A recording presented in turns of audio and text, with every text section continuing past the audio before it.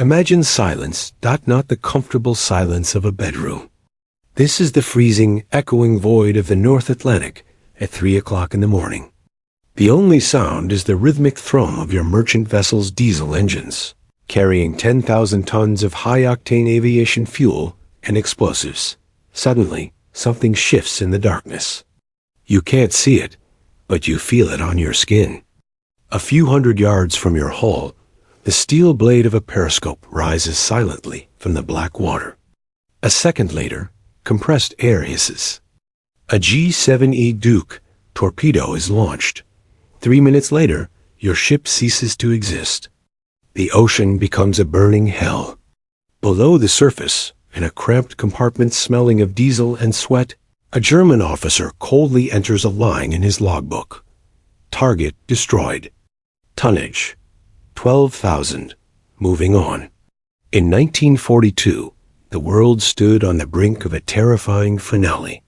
And this finale wasn't supposed to happen in Moscow or Berlin. It was supposed to happen in the water that the British Empire, the greatest power of the era, was starving. Every few hours, another ship carrying food, oil, or ammunition sank to the bottom. The math of war was ruthless. Hitler was sinking Allied ships faster than the entire world could build them. This wasn't just a war. It was a noose slowly tightening around humanity's neck. And at that moment, when hope had almost evaporated, the strangest, clumsiest, and most underrated miracle weapon in history stepped onto the stage.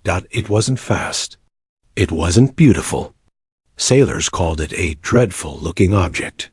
But this object did what generals could not. It turned war from an art into an industrial process. To understand the scale of the catastrophe, you have to look inside the mind of the man who created it. Karl Dönitz, the admiral whom Hitler would eventually name his successor. Dönitz wasn't just a military man. He was a fanatic for efficiency. His Wolfpack strategy was brilliant and simple. Submarines shouldn't hunt alone. They should gather in groups, surround convoys, and tear them apart like wolves tearing into a flock of sheep. The German Type 7 submarines were masterpieces of engineering. Compact, silent, and equipped with the world's best Zeiss optics. A German submariner was the Alida Knight of the Abyss. In 1942, what the Germans called happy times arrived. U-boats moved so close to the U.S. coast that German captains could see the lights of Miami through their periscopes. They sank tankers in full view of tourists on the beaches. The numbers were staggering. March 1942, 800,000 tons of cargo sunk. June 1942, over 140 ships destroyed in a single month. Winston Churchill would later admit, "The only thing that ever really frightened me during the war was the U-boat peril." Britain had only a few weeks of food reserves left. Hitler was already planning his victory dinner in London. Dönitz's plan was working perfectly. He knew he didn't need to defeat the American Navy. He just needed to sink the trucks. And he was sinking them. His math said, if we destroy 700,000 tons a month, the Allies surrender in 6 months. But he made one fatal error. He didn't realize he wasn't fighting a fleet. He was fighting a factory. In September 1940. While Luftwaffe bombs were already raining on London, a group of British officials arrived secretly in the U.S. Their mission was suicidal. They needed to order the construction of hundreds of cargo ships. But there was a problem. American shipyards were clogged with military orders. So they turned to a man who had never built a ship in his life, Henry J. Kaiser. In the industrial world, Kaiser was the Elon Musk of his time. He built bridges, dams, and highways.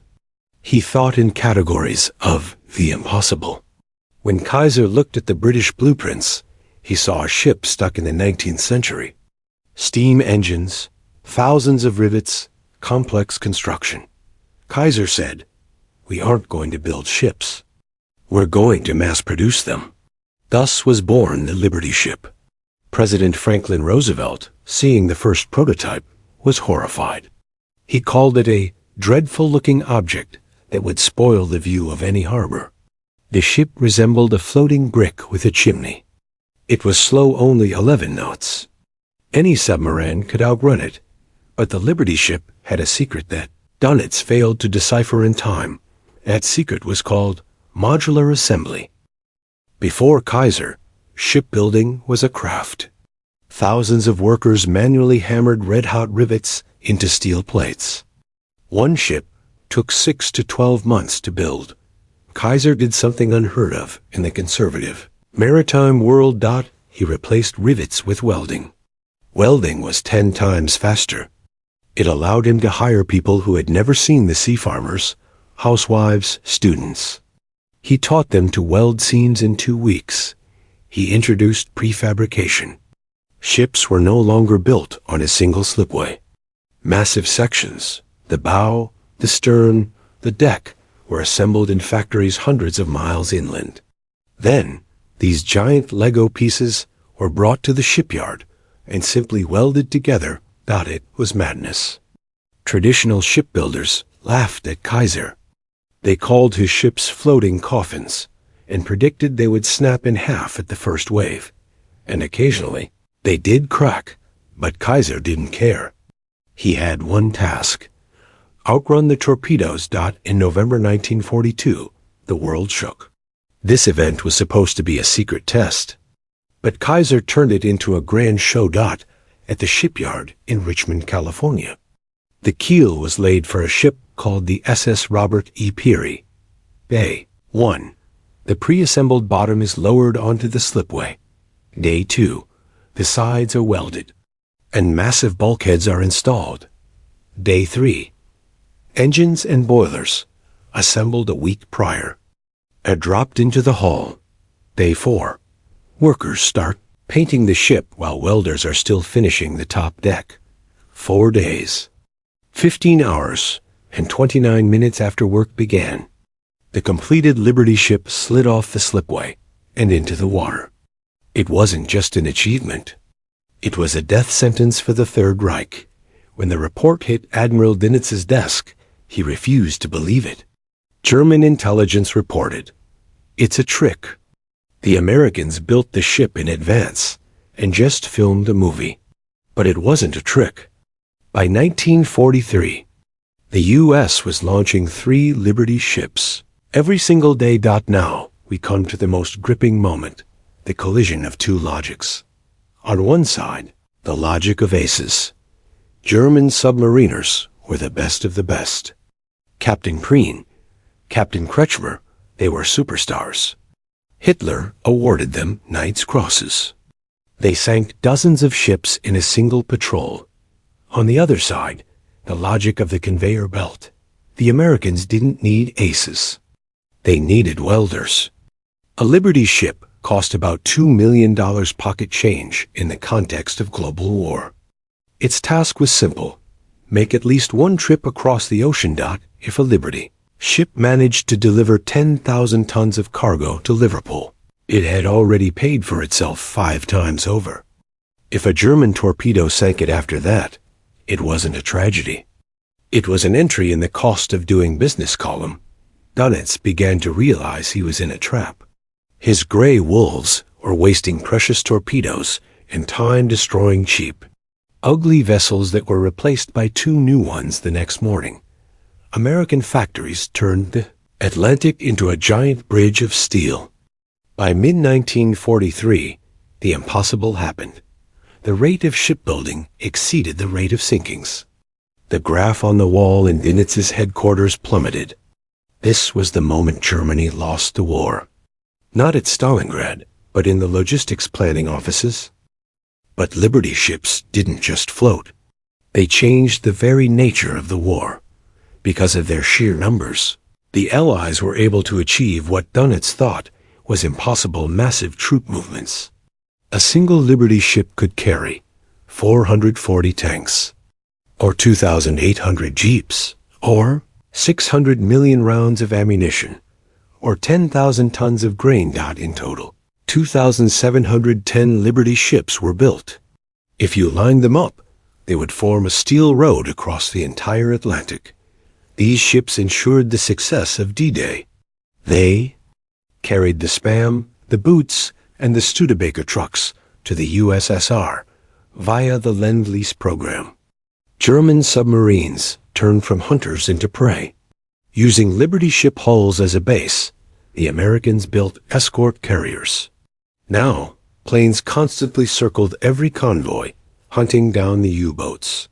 The Wolf packs were driven underwater and destroyed. By the end of 1944, the casualty rate among German submariners was 75%. It was the highest death rate of any military branch in history. When the war ended, the world saw the ruins of Europe. But behind those ruins stood thousands of ugly ducklings, peacefully bobbing in the harbors. Henry Kaiser and his factories had done the impossible. They proved that in modern war, you don't win because you have a better sight or braver soldiers. You win because you can impose your mathematics on the enemy. The Liberty ships became a symbol of the victory of logistics over ideology.